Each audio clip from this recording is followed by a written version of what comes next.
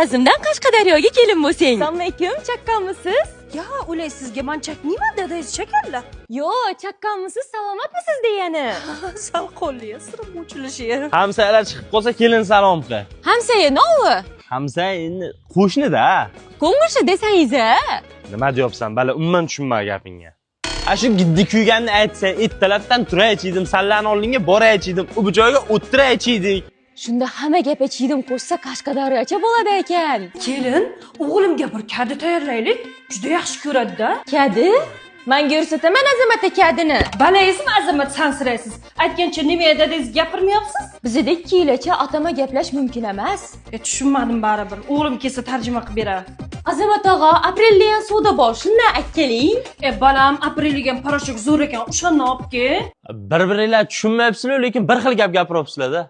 Yigit kelyapti-ku, parashokni xotiniga beryapti-ku. Kirlar yuvyapti-ku, toza bo'lyapti-ku. Bu nima endi Azamat? Kelin, qachon yana tuxum barak yeymiz?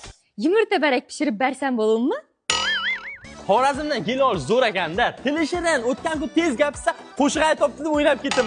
Uyi uzoqligi unasiniki ham ketib qolmay ekan. Lekin bitta menusi bor ekanda. Qanoqqa minusda-da? O qalin puliga bitta pochkam sotuvdik-ku, o'sha og'riyapti-da.